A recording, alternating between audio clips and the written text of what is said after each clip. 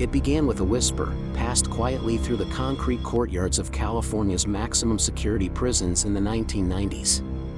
Inmates said guards were doing something unthinkable, unlocking rival prisoners and letting them fight for sport. They called it the Gladiator Games. At first, it sounded like rumor, a myth born out of anger and paranoia. But behind the tall fences of places like Corcoran State Prison, those whispers began to sound a lot more like truth. Corcoran sat in the dusty heart of the San Joaquin Valley, a sprawling maze of steel doors, towers, and cages built to hold some of California's most dangerous inmates. Officially, it was a place of control. Unofficially, it was a world of fear, silence, and power plays. Each morning, the yards filled with movement, orange uniforms pacing the chain-link fences, guards watching from gun rails above. Prison rules were clear, rival gang members never mixed. Their feuds had spilled blood for decades. But in Corcoran, some guards began quietly breaking that rule. They'd open the doors of rival cells at the same time, letting enemies rush into the yard together. What followed was chaos. Fists, shouts, alarms. Officers claimed they were breaking up fights. But some inmates swore the fights were staged, deliberate setups for amusement, bets, or revenge. Sometimes they'd stand up there and laugh, one former inmate later testified. They knew exactly what would happen. For years, nothing leaked outside those walls. The system protected itself well. Internal reports were buried, complaints dismissed, witnesses silenced.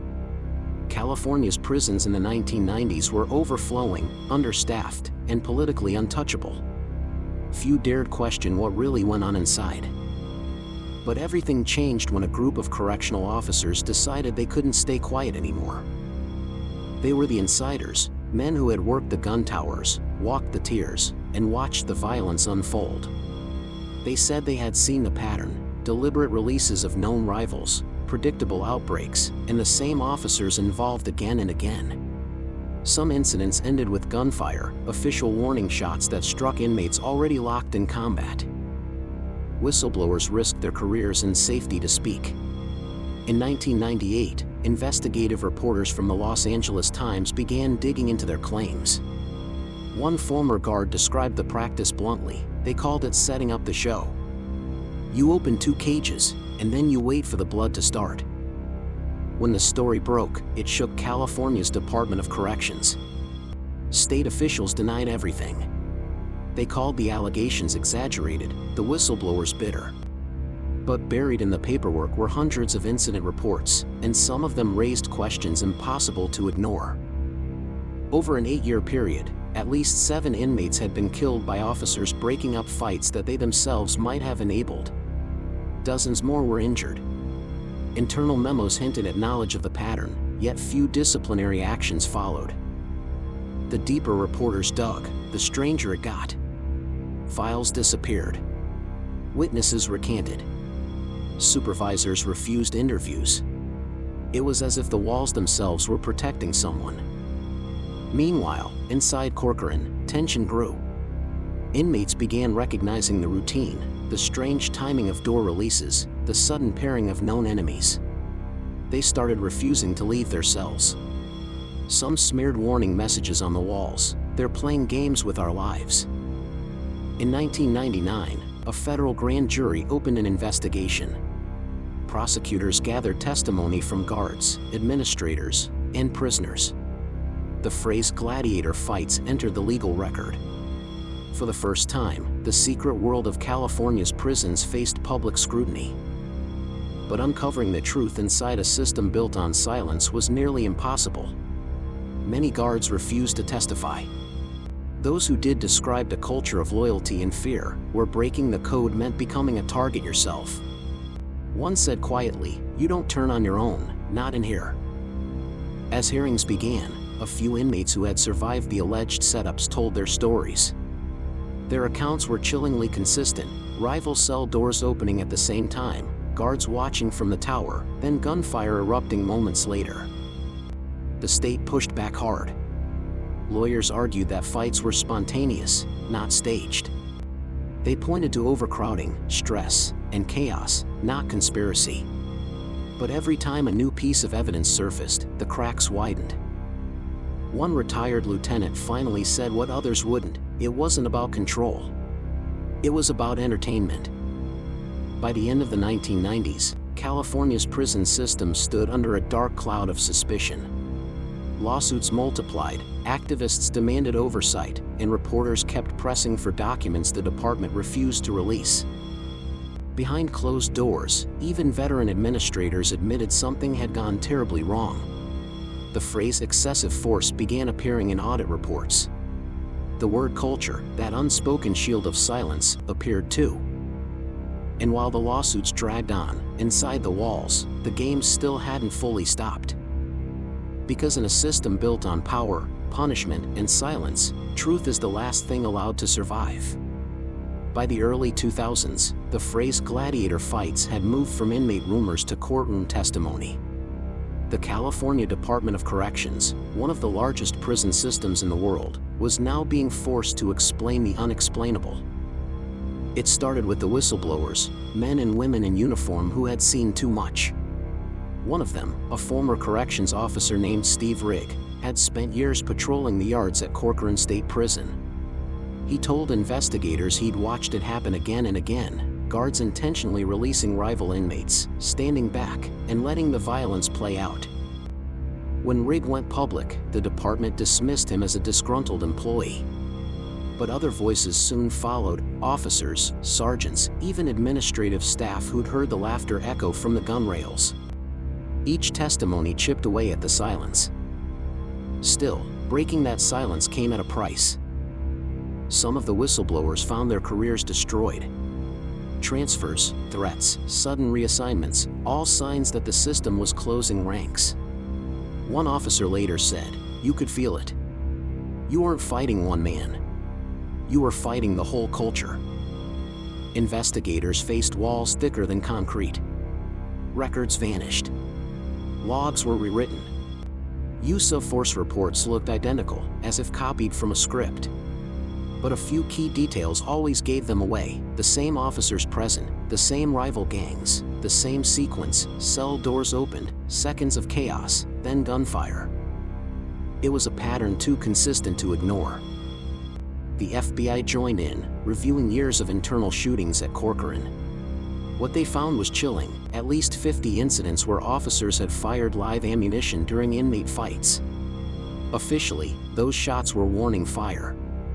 But forensic reports suggested otherwise: the bullets often struck inmates already subdued or on the ground. Federal prosecutors brought indictments against 8 officers in 1999, accusing them of orchestrating fights and falsifying reports. It was a national scandal. Headlines called Corcoran the bloodiest prison in America.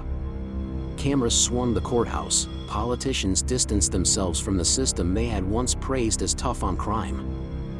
But inside those courtrooms, the truth blurred again. The officers' lawyers argued their clients were heroes, men who'd risked their lives managing the most violent prison population in the country. Split-second decisions, they said. Tragic accidents. They blamed the system's overcrowding and chaos, not conspiracy. Jurors watched hours of grainy surveillance footage: doors opening, inmates charging, gunshots echoing. But even on camera, it was hard to prove intent. Were these setups? Or just the inevitable outcome of a violent environment? After months of testimony, the verdict came back: not guilty on all counts. To the public, it looked like a failure of justice. To insiders, it was proof that the system protected its own. One investigator told the Sacramento Bee, "It's almost impossible to convict an officer inside the culture of corrections. The blue wall doesn't crumble, it flexes." Still, something had changed. The trial's publicity forced California to act. Lawmakers demanded reforms. Oversight committees were created. Corcoran's leadership was reshuffled, and new training programs were introduced emphasizing non-lethal management. But behind the slogans, many believed the reforms were cosmetic. Whistleblowers who remained said the culture of secrecy never disappeared, it just went underground. One guard, years later, described it like this: "You can shut the yard down, but you can't shut people up forever." They remember. Meanwhile, former inmates kept filing lawsuits. Civil claims poured in from men who had survived the staged fights, each describing eerily similar events. Some cases were quietly settled, others dismissed. The settlements often came with non-disclosure agreements, a legal silence that echoed the concrete one. By 2005, the California Department of Corrections faced a crisis of credibility. Watchdog reports accused the agency of systemic abuse, poor oversight, and a culture resistant to accountability. Lawmakers threatened budget cuts. Public trust plummeted. For the first time, the conversation shifted beyond the prisons. People began asking deeper questions. How much control do guards really have?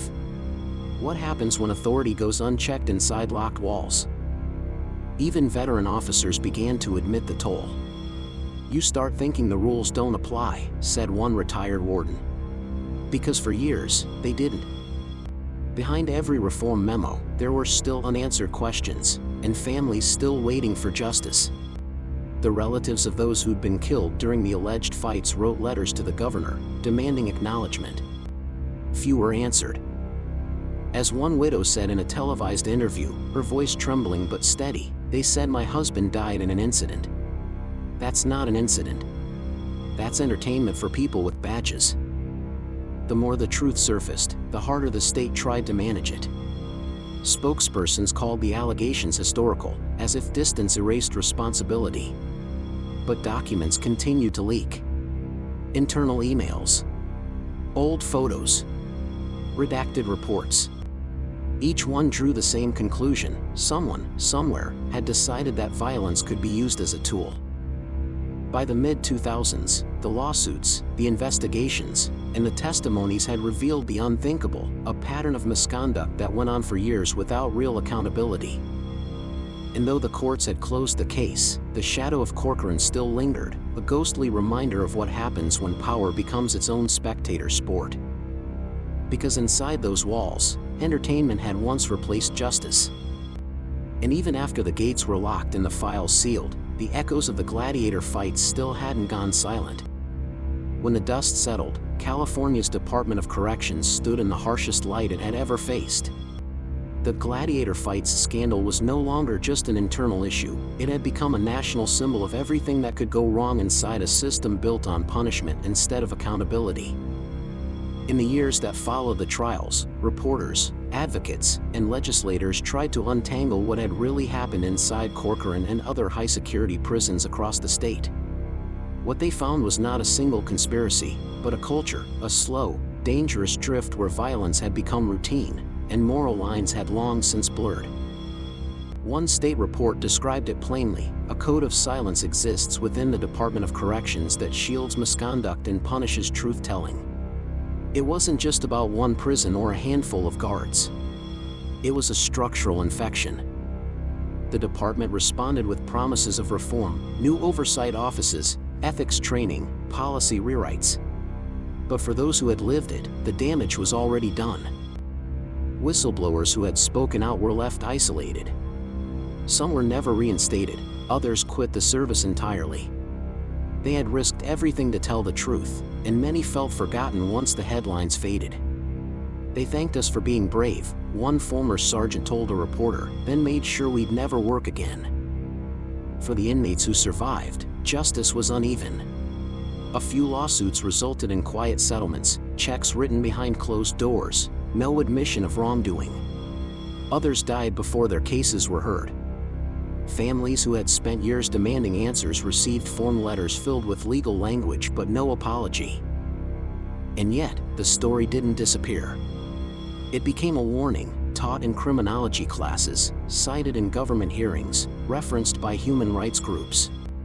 The Gladiator Fights became shorthand for institutional rot, for what happens when absolute authority meets absolute impunity. As years passed, a new generation of officers entered the system. Some knew the stories only as rumors, ghost tales told by old-timers. But the shadow of Corcoran still hung over every briefing room, every policy meeting, every conversation about reform. One former warden who had retired in the 2010s said it best: "We built a culture of fear, and then we acted surprised when fear took control." By then, California's prison crisis had shifted to new problems: overcrowding, budget collapse, federal oversight. But beneath it all, the same questions remained. Who watches the watchmen? Who protects the powerless when the walls themselves are complicit? In 2019, a retired state investigator who had once worked the Corcoran case was interviewed for a documentary. He was older now, his badge long gone, but the memories still haunted him. When asked what he remembered most, he didn't mention the fights, the lawsuits, or the trials. He just said, "The sound. You never forget the sound of men cheering while others bleed. That's when you know something's broken." That single quote reignited public interest. The scandal, nearly forgotten, returned to headlines as journalists re-examined archived footage and dusty case files. It reminded everyone that history has a way of repeating itself when the lessons go unlearned.